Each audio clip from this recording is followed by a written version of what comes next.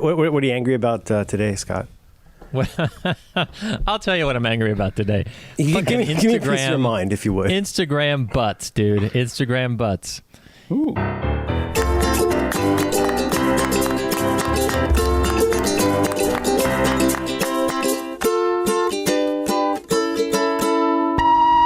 You look nice today. California King. You know, I want to travel so much and you can't get on a plane. And so I've been, planning for places that I want to go when I'm finally able to travel again.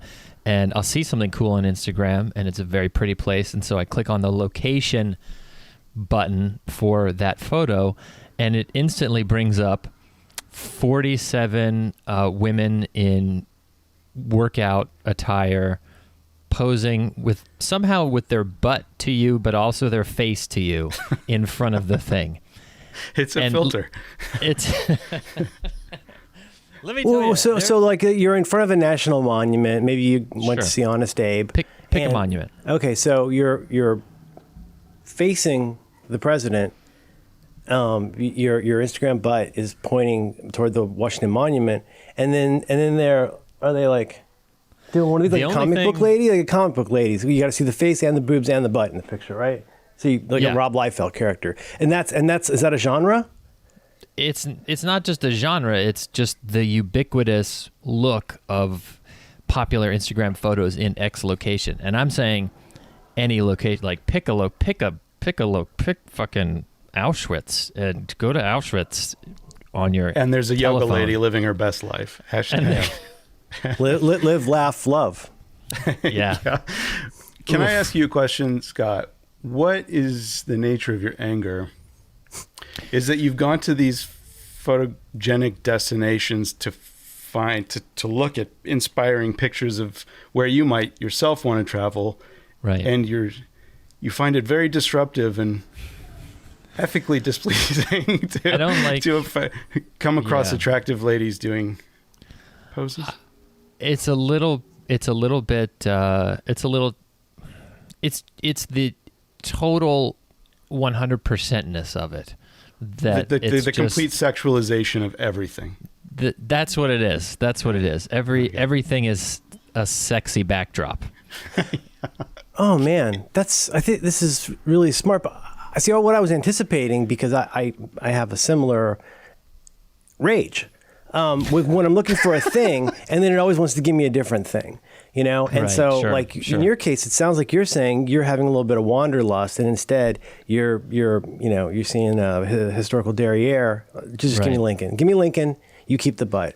Right. And I feel the same way. Like when I want to find something, it could be that I want to just go respond to the person who's doing my Instacart order, but I got to deal with a pop-up. No, you should be doing this instead of that. You go onto the internet to search for something and it always wants to give you something different. And then once something becomes praxis, in this case, the historical butt, then that becomes the thing that we're dealing with. Now that's the historical record. I do.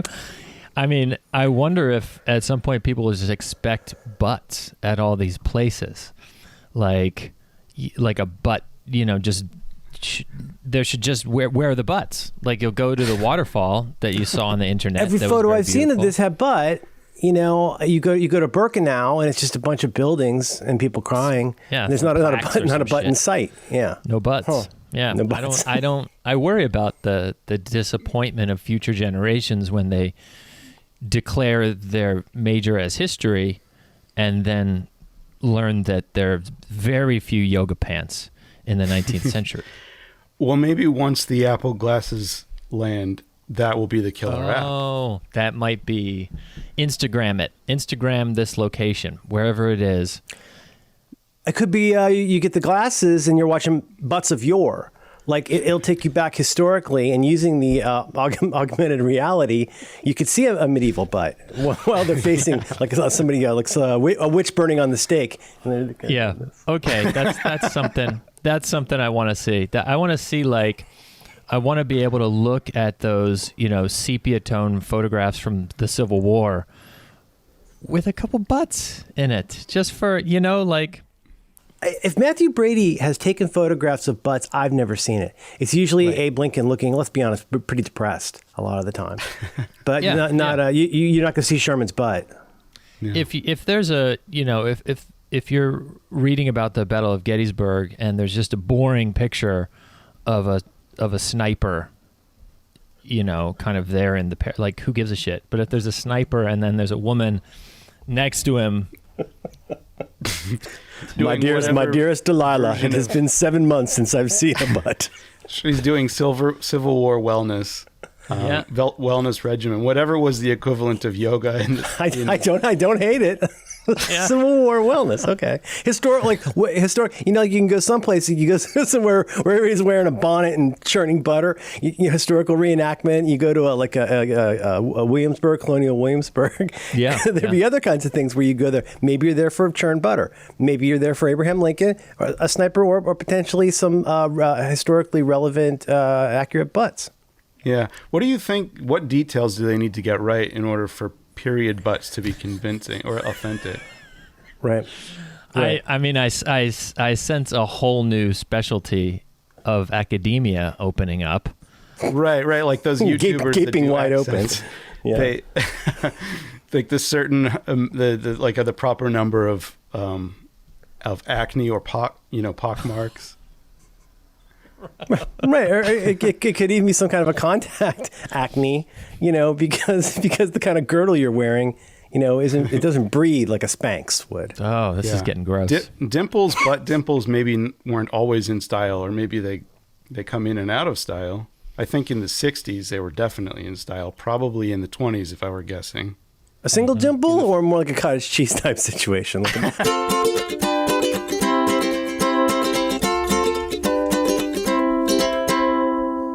You ever try and look at your butt? You ever look at your own butt? Not in a while.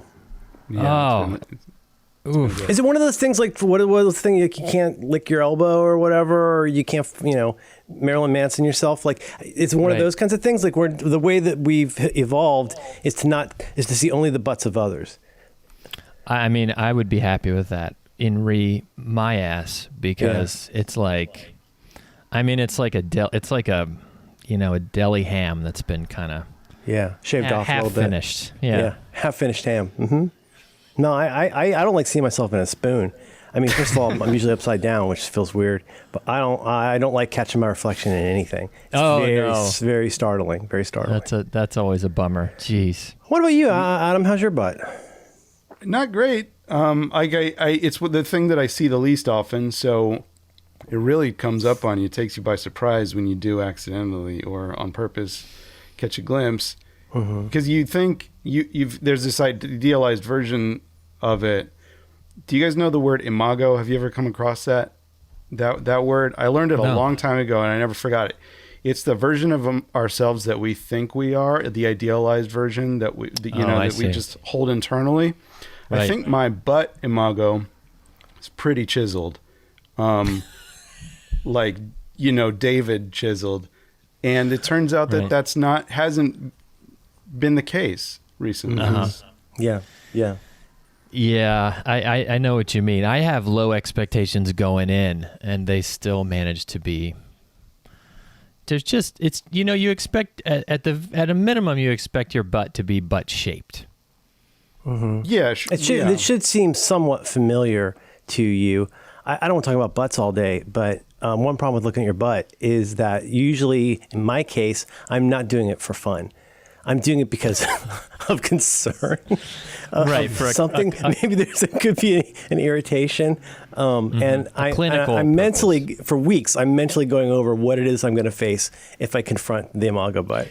And yeah.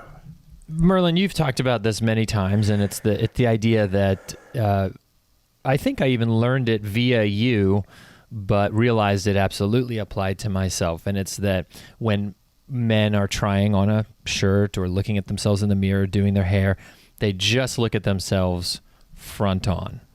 And that was absolutely always the case for me. Like, I just recently discovered that you can hold a mirror and here and see the back of your head. Mm-hmm. And it's been a game changer for the back of my head.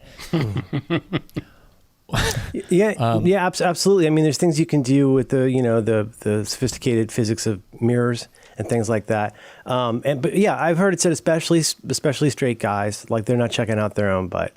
Right. I guess I should. I mean, I'm certainly not trying to body shame anybody, because you can see what I'm working with. But there's a very prominent politician in our country right now who has, I think, a very imago idea of what they look like from a given angle.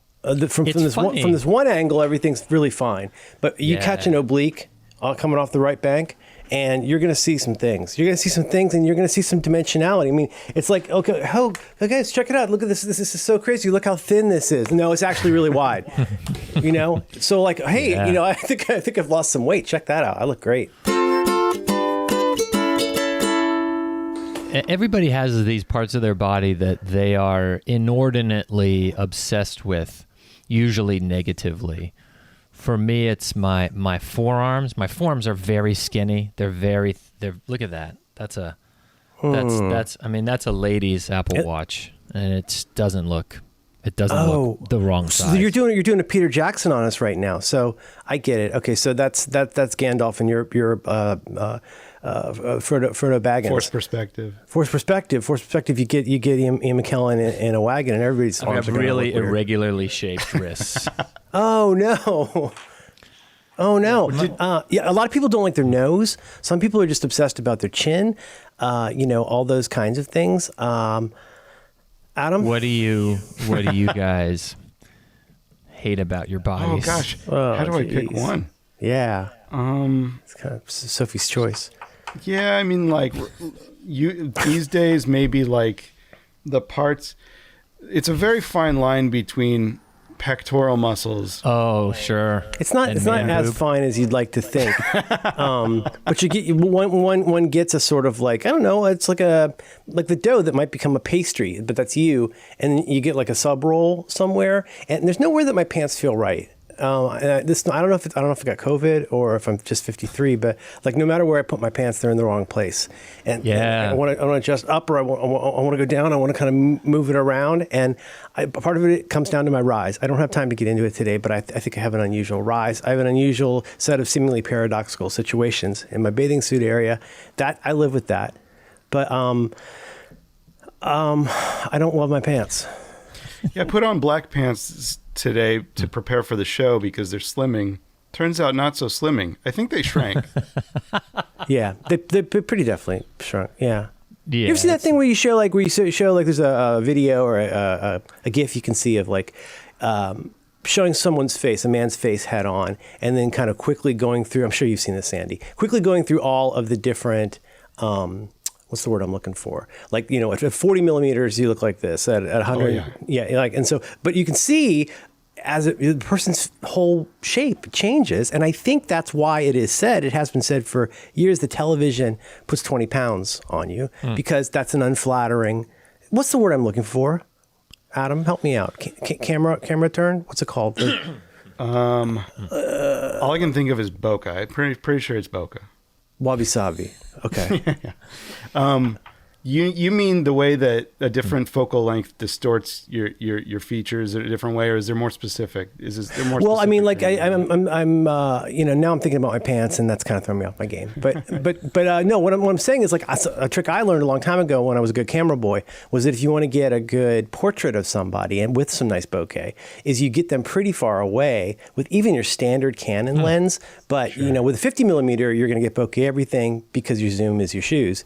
But like with some of these, if you do a real long shot from far away and kind of zoom in, it's much more flattering, and the face gets kind of Ultraman a little bit. It like becomes more an efficient face. That's true. When I did that, if you guys remember the fish stick videos, when I did mine, I was in an airport lounge, and the camera was very far away, and I zoomed in way far. And then if you go back and look at that, I have a very square face. It's almost like a box person. Mm-hmm.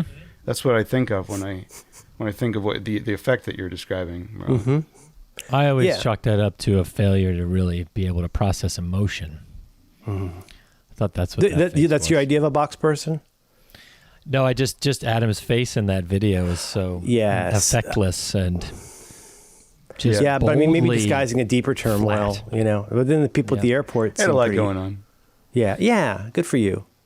Yeah, I don't know. I mean, we don't get to choose the angle. We don't get to decide what turns us on, and we don't get to decide like what camera angle the world sees us at. Everybody's got a different angle on you. I don't know what the answer is, but I mean, I'm certainly glad that YouTube did not exist when I was in college for a variety of reasons that are somewhat selfish. But also, you couldn't photograph everybody in the 1900s or 1800s. Like it was a whole ordeal. You got to sit very still. Like, do we imagine that those people have never smiled in their entire life? No, but that's what the photographic record seems to indicate is everyone's very dour. It is funny how much the type of photographs or the type of just images we have from an era affect how we think about what people did in the era. You might imagine, looking at photographs from the 19th century, that people were big into sitting and standing. All in one direction. But the sort of lifestyle that supports stillness. Yeah. When in fact, of course, they must have moved. Otherwise, things wouldn't have gotten done. I mean, I went to colonial Williamsburg and people were, as you say, churning butter and doing all kinds of things. There isn't a lot of posing for... But every so often, there's probably one person in the village that's very hyperactive and does this a lot. blurry Joe. Yeah. They don't let that guy be in the tableau. You can only be in the tableau if you can sit extremely still and make it look like you're like frozen, like a police squad, like in the middle of a churn. Like we don't want to see the actual motion of the churn because that's very bad for the children. Why do you think that people were discouraged from smiling in early pictures? And how did we change that? What was the discovery? And did it feel like shocking and perverse at the time if somebody accidentally smiled for a photograph? I think that even now, the smile isn't entirely universal, maybe in photographs, but I've been dealing with this fact I learned about Russia recently, and I think about this at least a couple times a week. In Russia, when you're walking towards a stranger, or you see somebody... Here comes Yakov Smirnov. I hear it coming. You drive on the parkway, you park on the driveway. Yes. You don't smile at strangers. You just never do. They'll in some cultures, that's considered very much like a sign of either weakness or deception. Or mental vacuity. They think you're an idiot for smiling. And so I think that with the way that we use it is often said that, we're a country of prairies. And so you see a stranger every once in a while, it's a big deal. You want to also demonstrate that you're not a danger. I think that the smile is... So in Russia, you want to demonstrate that you are a danger. That you are a danger. Stay away from my tiny car. I saw a photograph. I'll see if I can put my hand to this because it's really beautiful. And I believe it's a photograph from the 1800s.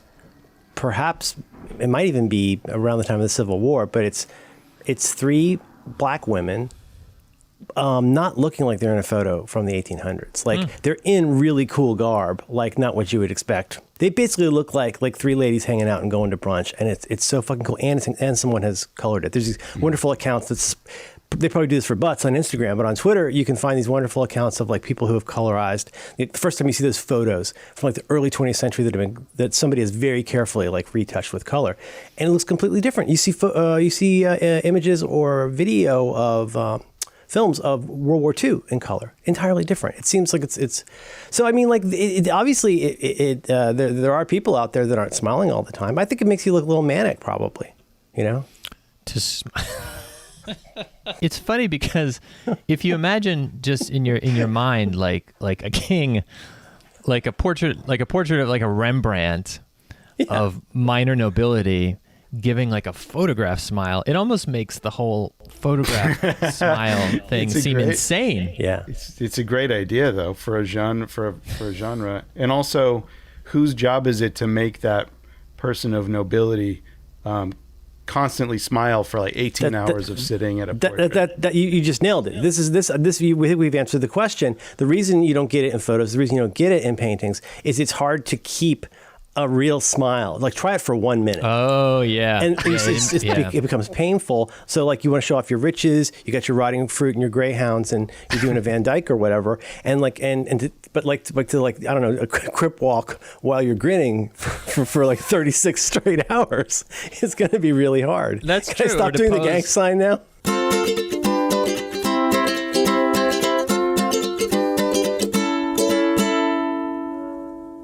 We don't do, I know it's also occurring to me. So where I went to college, we were really just adjacent to a museum, the Ringling Museum, that had an extensive collection of like Rubens and like all of these like Baroque, I want to say Baroque period, including ones of like, you know, who's the inbred people? The guy who looks like Herman Munster, King Philip of Spain. Like, you know, you got the inbred people with the blood problems and that kind of thing. Oh yeah. But it is fascinating to me. Like back then, I'm talking out of my butt a little bit, but I believe part of the point of a portrait, especially if it's a commissioned portrait by a civilian, is to show it's a little bit potlatch, a little bit bling. Sure. If I may say, to say like, not only can I afford to have this artist come to my house and look at me for a long time, but in the painting, we're going to work in a lot of what would come to be called Easter eggs, right? You watch it from this angle and it's a skull and all the fruit is rotting.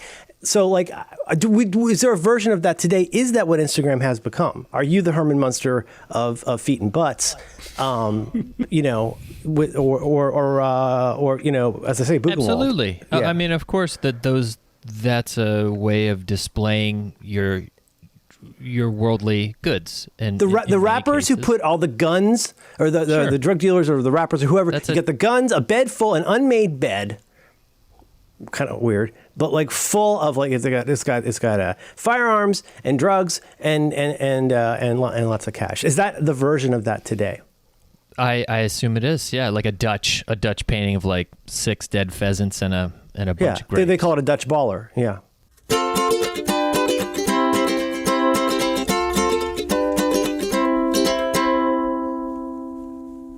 I mean, so far what we have, if I could just summarize quickly, is put butts in old places. Is that what you guys have? Yes, especially if it's historically relevant, but or if the juxtaposition vis-a-vis the tripartite nature brings out the provenance of it by providing putting yoga pants in the 1800s, which I think would probably work. That would probably be really surprising to a lot of people if they showed up and they went to whatever the London in the 1840s version of Starbucks was, and maybe Johnny Depp is there to cut your hair, and then the lady comes in very, very brightly colored, extremely tight pants. That would probably upset a lot of people. Yeah. Well, I okay, like that. so Sorry, Adam. I just was wondering, is that how when you go to and again, the only place I know that is like this is Colonial Williamsburg. If you go to Colonial Williamsburg dressed in like crazy tight neon workout spandex and a shirt that says "Who farted?" Sure, yeah. Are they like... Prithee, where didst thou get such a ribald piece of garmentry? Are they required also, to it was I. chase you out of town or something? Do they have, right. Are they required to have a period-specific response to your 2020 clothing? It's kind of like the beef eaters, which I understand many of them are being laid off, which is a shame. Or they're being made redundant. Mm-hmm. But yes, we had Cades Cove. I think that was back in Ohio.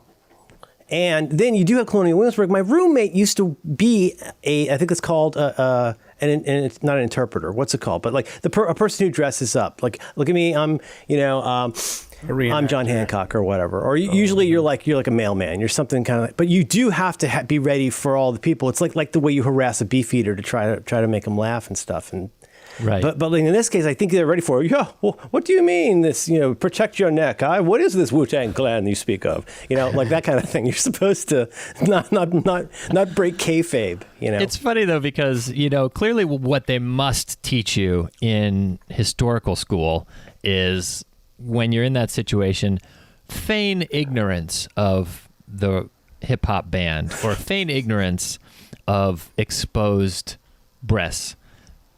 They didn't have those then. That would be they call OOP, out of period. Don't do what they certainly would have done, which was beat you up. Yeah. or like just attack you. They would attack you. You would be the most crazy. You might as well be a gun-toting alien, right? When you show up in that community in that Who Farted shirt, and you're going to talk to the Meisterburger, like you're gonna get put in ye olde stocks, buddy. I really want to. Now you're going to know who farted, buddy. I really want to start an actually a absolutely true to period, historically in every way accurate town from, let's say, I don't know. That's the question: is when will it be from? Missouri, if it's medieval, that could be fun. That could be a lot of fun. It depends who you are, probably. That's a really good point. Different periods and places are going to be a little bit more violently oppressive and dangerous to you. I don't know. I think the Wild West would scare the bejesus out of me. Oh yeah. Oh no, I would not have a chance. That would be you'd be eaten by pigs in days. Yeah. I would love to see though, just to start a town where it really was, where people really did react. Pretty much everybody who comes in gets their ass kicked. unless you can be the one who pulls it off. Like you get the bonnet. Like if you love your butt, that's fine. Your butt's going to come with you. But I want you to cover it with something that's period appropriate. You know what I mean? Yeah. And again, I mentioned that OOP. That's a term that I learned from the historical reenactor people, where apparently there is sort of a hierarchy. I'm sure you've heard this. There's a hierarchy of historical reenactors where, like, down to like your button has to be exactly right on your uniform, even though in this thing you're gonna die at the beginning of Gettysburg. Nobody cares. But some people go all the way into getting fleas because that's more properly hand to God. It's more in period. Fleas? But isn't that not the level of commitment we're looking for in our vetting process? It's one thing to be that guy and show up at a Disney property with a hat with large black ears on it. It's another thing to show up, to show up in a corset with pocks and dimples. And then you can still go and get one of those pineapple whips, but boy, what would be fun? I'll tell you this. It would be a lot of fun. 1998 town. Oh my God! Just everything is absolutely, perfectly as if it were occurring in 1998. Somebody walking around knocking people over to the Bittersweet Symphony song.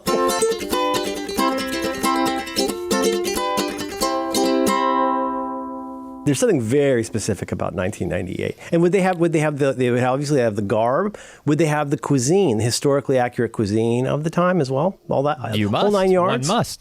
One must. Would it be a mall? Would it be a mall, or would it be like a town? Would it be like a safety town, or do you think you could hold it in an actual? This could save malls. Let's be honest. Malls are in a lot of trouble right now. That's a great point. They can't all be made. Malls. Yeah, they can't all be made into like WeWorks. Like some of them are going to have to think outside the mall and really say are we willing to churn where once we shopped? Well, you could still have shops, but now it's interactive. Like, I don't know if it's AR, maybe there's a role for the glasses, but now you go there and you shop and you can buy stuff from 1998. It's all one big, and also you get your ass kicked by pretty much everybody. I think. You could go to the Orange Julius or the Kids Foot Locker, and there's butts. Maybe butts. Maybe that's butts are what saved them all. Spencer's Gifts, right? You go you could go get yourself some fuzzy handcuffs or a bong or something like that. That would be period appropriate. Like everybody's walking around and just looking at things and not at their phones. Like there are no phones. There are no. What is there in 1998? There's what we say. 80% of people have flip phones, right? In 1998, I didn't get my first.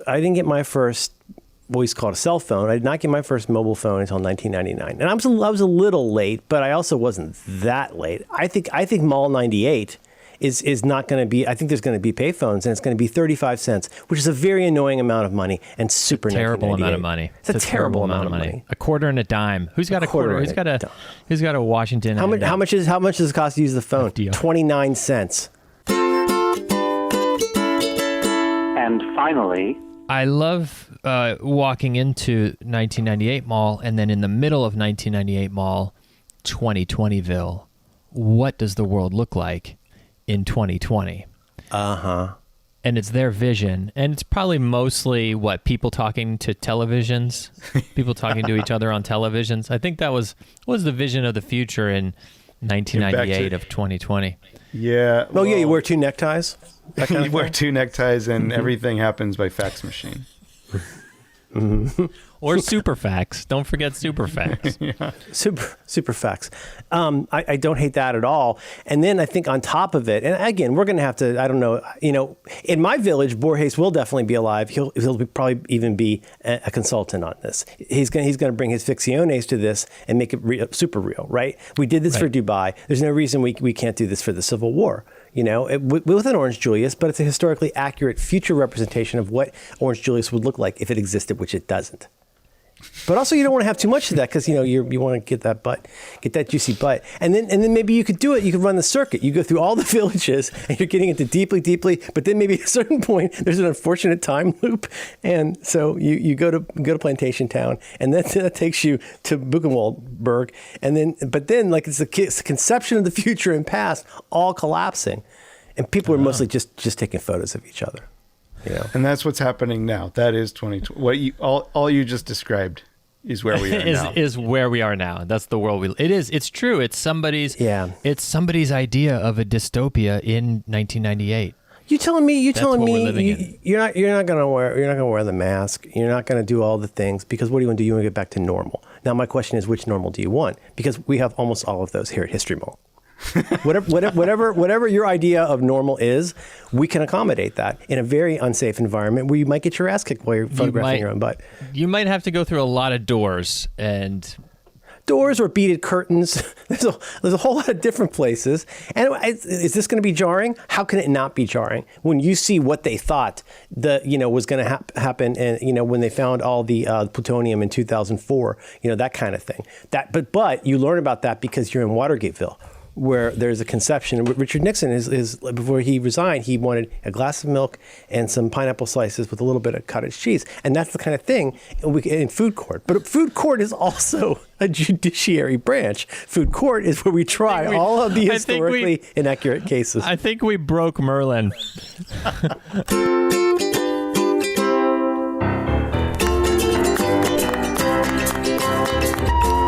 This has been You Look Nice Today. Telephone King. Thank you.